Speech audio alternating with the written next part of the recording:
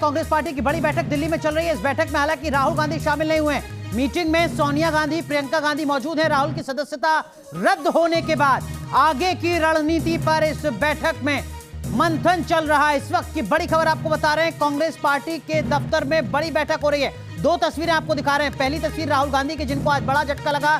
संसद की सदस्यता उनकी रद्द हो गई क्योंकि अदालत ने उनको दोषी करार दिया, 2 साल की सजा सुनाई, जिसके चलते राहुल गांधी की सदस्यता संसद की खत्म हो चुकी है। यानी राहुल गांधी अब केरल के वायनाड से सांसद नहीं है। राहुल गांधी अब पूर्व सांसद बन चुके हैं। इसका मतलब यह कि राहुल गांधी अगले 6 साल तक चुनाव नहीं लड़ सकेंगे। इसका मतलब यह कि राहुल गांधी को जो संसद की तरफ से, सरकार की तरफ से सरकारी आवास मिला हुआ था, वो भी उनको बहुत जल्द खाली करना पड़ेगा। राहुल गांधी अब पूर्व सांसद बन चुके हैं। 6 साल के चुनाव ना लड़ने की पाबंदी के साथ ये आदेश अदालत का है, जिसको अमल में लोकसभा ने आज शुरुआत की उसको लाने की। सीधा रुख करते हैं, हमारे सहयोगी मोहित राज दुबे हमारे साथ जुड़ चुके हैं कांग्रेस पार्टी के दफ्तर से। मोहित, हलचल किस तरीके की है? और हर किसी के जहन में एक सवाल है कि इस मीटिंग में राहुल गांधी खुद क्यों नहीं है?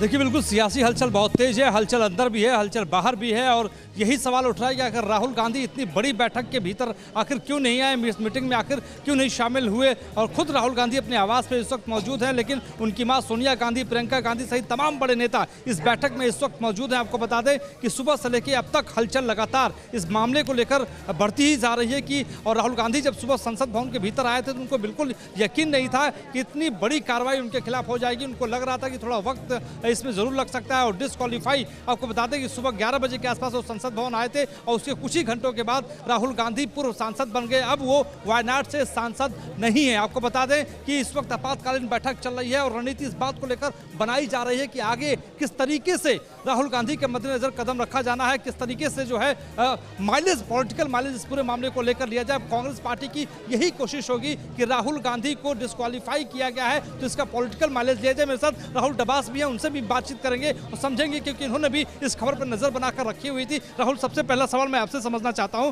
कि राहुल गांधी अब डिस्क्वालीफाई हो गए, पूर्व सांसद बन गए। कांग्रेस पार्टी को आपको लगता है कि इससे कोई पॉलिटिकल माइलेज या पॉलिटिकल फायदा पहुंच सकता है? देखिए, इसी लिहाज से बैठक चल रही है क्योंकि संसद पे, सड़क पर और कोर्ट में 3 तरीके से लड़ाई लड़नी होगी। कोर्ट के लिहाज से अगर हाई कोर्ट की बात करें, उसके बाद सुप्रीम कोर्ट की बात करें, सड़क के लिहाज से सोमवार को कितना बड़ा प्रदर्शन प्लान किया जा सकता है और वो पैन इंडिया। क्योंकि आज जो तस्वीरें हमारे सामने आ रही है, वायनाड से आ रही है, कांग्रेस शासित राज्यों से आ रही है, वहां पर विरोध प्रदर्शन शुरू हो गया है और संसद के अंदर किस तरीके से सवाल उठाया जाएगा। लेकिन मोहित, सवाल 2 है।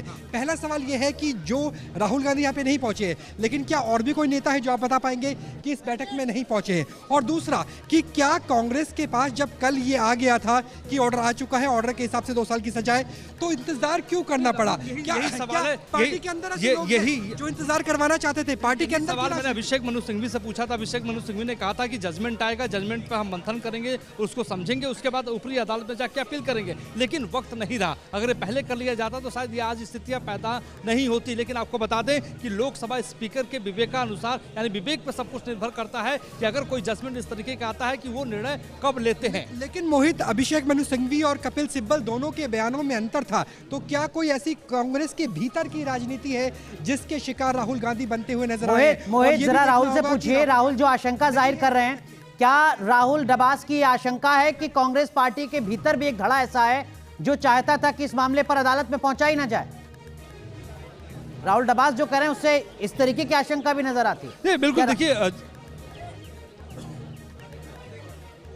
बिल्कुल ये सवाल देखिए आपका लाजमी है कि क्या कांग्रेस के भीतर भी कोई ऐसा जो है खेमा था जो ये चाहता था कि आवाज़ जल्दी ना पहुंचाई जाए, जल्दी अपील न की जाए। राहुल, मैं आपसे समझना चाहता हूं, ये बताइए कि क्या आपको लगता है कि कांग्रेस खेमे बटे हुए हैं और आपको लगता है कि कोई ऐसा खेमा था कि इस मामले को ऊपरी अदालत तक जल्दी न पहुँचाया जाए?